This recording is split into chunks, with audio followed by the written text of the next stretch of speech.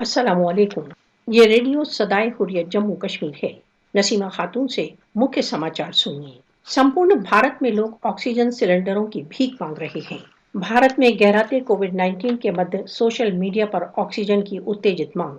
भारत से खबरें मिल रही हैं कि कोविड बेड्स के लिए घूस ली जा रही है।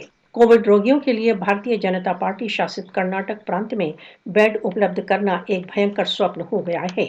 यहां तक कि भारतीय जनता पार्टी एमपी तेजस्वी सूर्य ने बंगलौर में बिस्तरों की उपलब्धि के संबंध में शंका व्यक्त की है।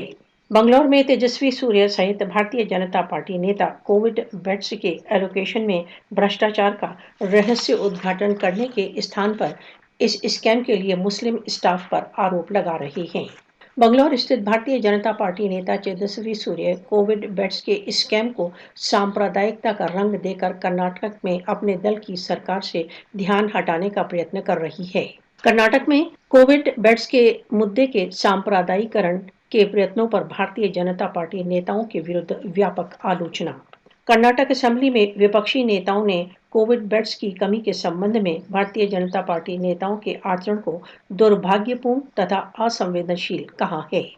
यथार्थता तो यह है कि दिल्ली, मुंबई, बंगलौर तथा अन्य भारतीय नगरों में दिख पड़ रहे क्राइसिस के लिए भारतीय जनता पार्टी उत्तरदायी है।